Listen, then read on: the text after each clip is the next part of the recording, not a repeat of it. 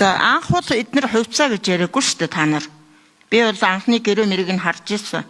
Тэгэхээр энэ хувьцаа гэдэг нэрээр луур зарлалын хийсэн байх магадлал маш өндөр учраас энэ санхүүгийн зохицуулах хорооныхоо эднийх яг танахтай тийм гэрээ мэрээ хийсэн юм байна уу гэдгийг нэг сая номжим гишүүн асууж байна. Энийг тодруулъя.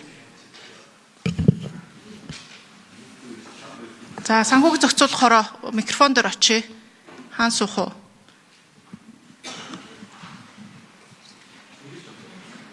Дахиад нэг тодруулга байж болно. Хоёр тодруулгатай яваад.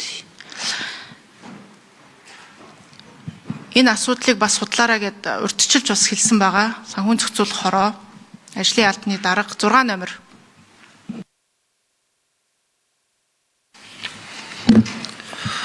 Санхүүгийн зохицуулах хорооны ажлын албаны дарга зөвтгөрөл асуултанд хариулъя.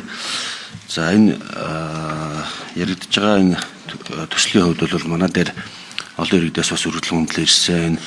Ногоон хөгжил үндэсний нэгдэл хувьцаат компани, ногоон хөгжил, өргөө ногоон хөгжил хязгаарлагдмал хариуцлагын компанитай холбоотой асуудлууд ирсэн.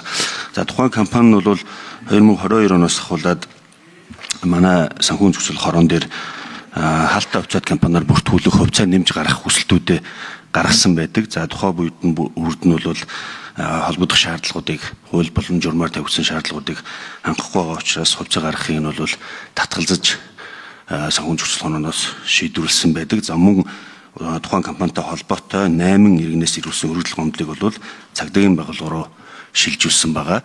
За өлтөлт хөрөнгийг барина гэдэг одоо барилгын компаниуд 6 номер гүйцэж хариулъя. Тодорхой хариулаарай.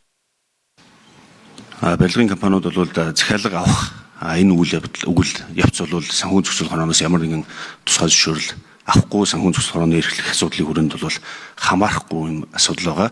За намжим гишүүний асууснаар өлтгөл хөрөнгийг одоо барьцаалаад хувьцаа гаргах асуудал дээр бол хөнгөр баталгаажсан үнцээс гаргахад бол санхүүгийн зохицуулах хорооноос зөвшөөрөл авна.